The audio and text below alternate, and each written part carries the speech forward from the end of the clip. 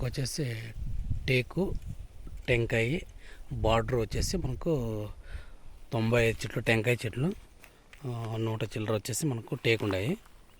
ఇట్లా మనకు పట్ట ఏదైతే కింద ఆంతుందో మనకు భూమికి అది వచ్చేసి మనకు హాఫ్ కట్ చేసుకుంటాం అనమాట. తర్వాత ఒక 5 నెలల తర్వాత హాఫ్ కట్ చేసేస్తాం.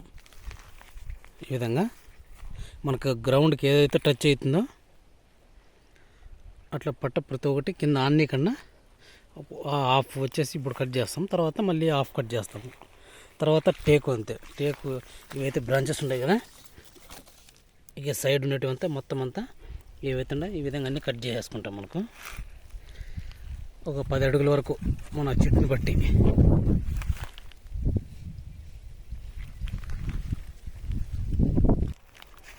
ఈ విధంగా వచ్చేసి మనకు హాఫ్ కట్ చేసుకునేస్తాం అనమాట. ఈ విధంగా తర్వాత మనకు అది కొద్ది రోజుల తర్వాత ఒక 5 నెలల తర్వాత మనకు అది ఎండిపోతుంది కాబట్టి అది ఆటోమేటిక్గా కింద డెవలప్ అయిన తర్వాత గడ్డ టెంకాయ పాత దగ్గర అది ఆటోమేటిక్గా ఎండిపోతుంది. తర్వాత తీసేసుకుంటాము. ఈ విధంగా ఇట్లా ఈ విధంగా ఎండిపోతాయి. తర్వాత తీసేసుకుంటాం అనమాట. అవి ఊడిపోతాయి అనమాట.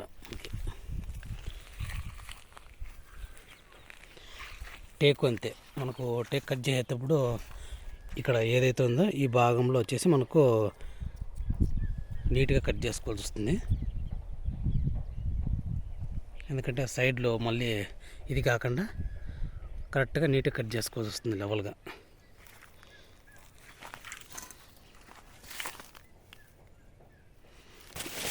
ఏమాత్రం మనకు డ్యామేజ్ లేకుండా నీట్గా కట్ చేసుకోవాల్సి వస్తుంది.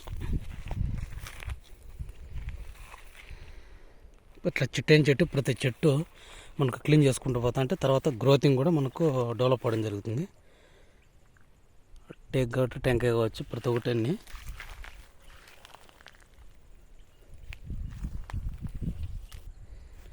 అట్లా ఈ విధంగా మనకు వచ్చేసి సైడ్లో ఇవంతా ఇట్లా నల్లగా అయ్యాయి మాకులు ఈ విధంగా అయిపోవడం అవుతుంది.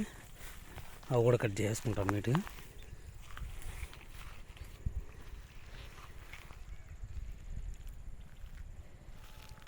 తర్వాత మనకు పాదులు గడ్డి క్లీన్ చేసుకొని ఎరువులు వేసుకుంటాం అనమాట. టేక్ కావచ్చు టెంకాయ కావచ్చు. అదేవిధంగా నెక్స్ట్ బటర్ ఫ్రూట్ ఆవకడ అల్లనేరేడు. తర్వాత ఇదే విధంగా ఇదే ప్రాసెస్లో మనం చేసుకుంటాం అనమాట. ప్రతి చెట్టు అయిన చెట్టుకు అంత లాస్ట్ ఫైనల్లో మనకు ఎరువులు వేసుకోవడం జరుగుతుంది.